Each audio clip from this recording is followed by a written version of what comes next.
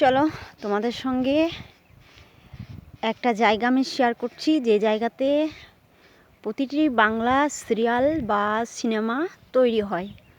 এই যে এটা একটা পুকুর, সায়ের,